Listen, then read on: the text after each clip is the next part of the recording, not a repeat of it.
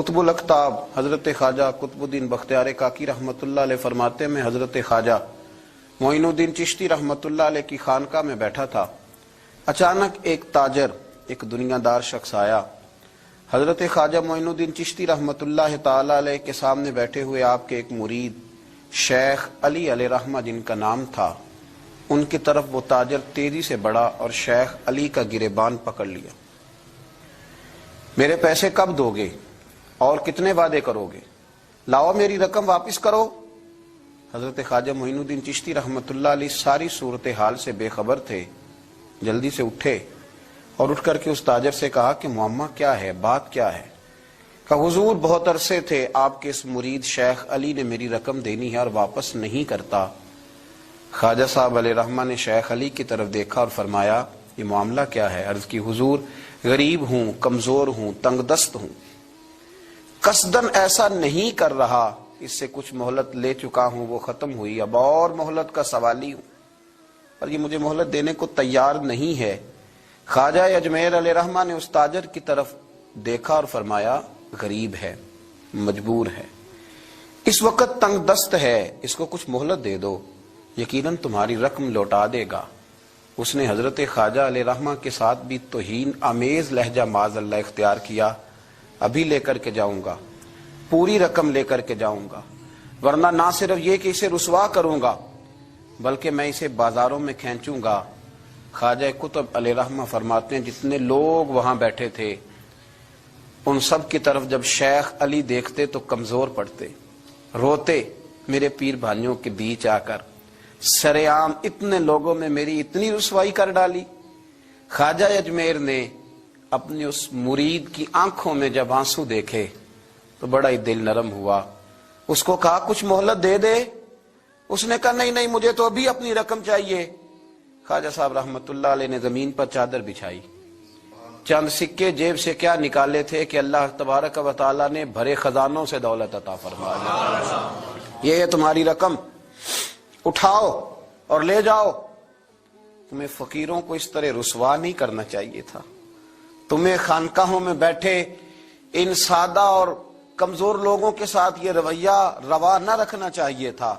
یہ کہا اس شخص نے پیسے اٹھانے شروع کیے اور اٹھاتے اٹھاتے نا جب اس کی نظر زیادہ مال پہ پڑی تو کچھ زیادہ پیسے بھی اٹھا لیے۔ ذرا نظر بچا کے دیکھتا کہ خواجہ صاحب دیکھ تو نہیں رہے، کچھ زیادہ رقم ہتھے آئی اور وہ چلتا بنا۔ حضرت خواجہ علیہ رحمہ نے شیخ علی کو تھپکی دی، فرمایا اللہ نے تمہاری عزت رکھی، پر ایک بات میری یاد رکھنا، جب بھی بھروسہ کرنے کو دل ہوا، جب بھی کسی طرف سہارا ڈھونڈنے کا دل ہوا تو یا خدا کی طرف دیکھنا یا محمد مصطفیٰ کی طرف دیکھنا صلی اللہ علیہ وسلم۔ یہ کیا درویشوں کا کیا کام کہ وہ دنیا داروں سے پیسے لے اور دنیا داروں کے ساتھ معاملات کرے، تمہاری یہ روش اچھی نہیں، لیکن اللہ نے تمہارا وقار رکھا۔ خواجہ قطب کہتے ہیں وہ بات تو ختم ہو گئی، لیکن شیخ علی کے چہرے پر کئی دنوں تک افسردگی رہی۔ وہ ان سب لوگوں کو پلٹ پلٹ کے دیکھتے جن کے سامنے آ کے اس نے گریبان پکڑا تھا تو بیچاروں کی طبیعت بگڑتی، دل پہ افسوس ہوتا، اس کو ایسا نہ کرنا چاہیے تھا، میری غریبی کا یوں مذاق نہ اڑاتا۔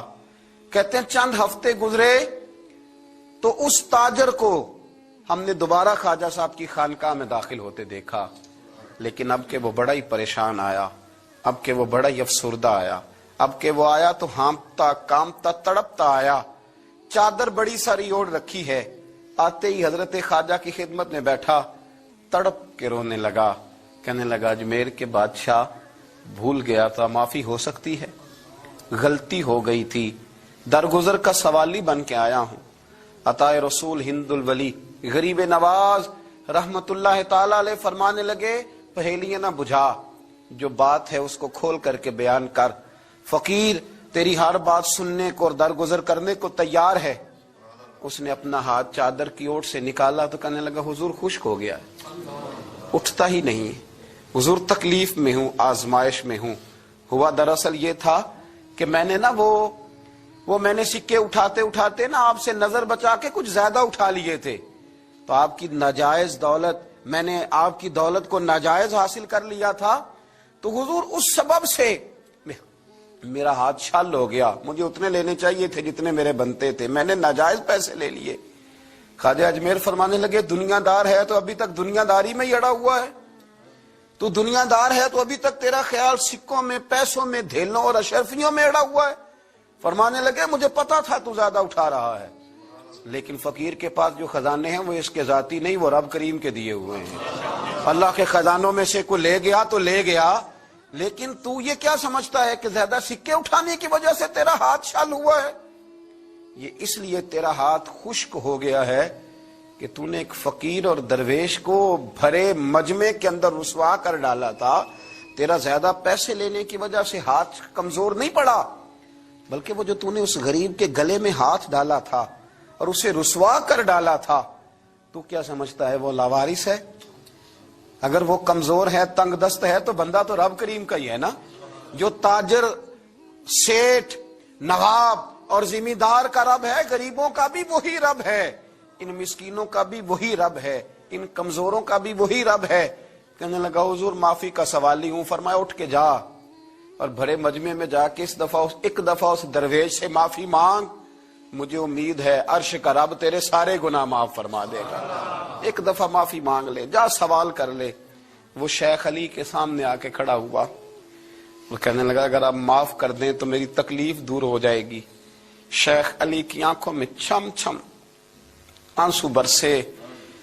کہنے لگا آپ نے معاف کیا کہ نہیں کیا؟ کہنے لگے یار تو تاجر ہے، تو ذمہ دار ہے، تیرے دل میں پتہ نہیں کیا تصور ہے، پر میں نے تو معاف کرنا ہی ہے، اس لیے کہ نہ میں تاجر ہوں، نہ میں ذمہ دار ہوں، نہ میں دنیا دار ہوں، میں تو غریب نواز کا ماننے والا ہوں۔ میری مجبوری یہ ہے کہ جس شخص کا میں نوکر ہوں نا، اس نے سکھایا ہی معاف کرنا ہے۔ جس کے در دولت پہ میں رہتا ہوں، انہوں نے درگزر کرنا سکھایا ہے۔ ادھر جب معافی ہوئی تو خواجہ اجمیر نے تھپکی بھی دی، دعا بھی فرمائی، رب کریم نے شفا عطا فرما دی۔ تو خواجہ اجمیر فرمانے لگے میاں جا، تیری تندرستی ہوگی، چلا جا۔ کہنے لگا حضور اب کس نے جانا ہے، اب تو میں تیری دہلیز پہ جھاڑو دیا کروں گا۔ یہ ہاتھ جو تیری دعا کی برکت سے شفا یاب ہوا ہے اجمیر کے والی، اب میں یہاں جھاڑو دوں گا، اب میں یہاں نوکری کروں گا۔ مجھے امید ہے آپ کو یہ ویڈیو پسند آئی ہوگی، اس کو لائک کر دیجئے اور اس کو دوسروں کے ساتھ شیئر کیجئے تاکہ علم زیادہ سے زیادہ لوگوں تک پہنچایا جا سکے۔ اگلی ویڈیو تک اللہ حافظ، آپ سے اجازت چاہوں گا۔ اللہ ہم سب کا حامی و ناصر ہو۔ اللہ حافظ۔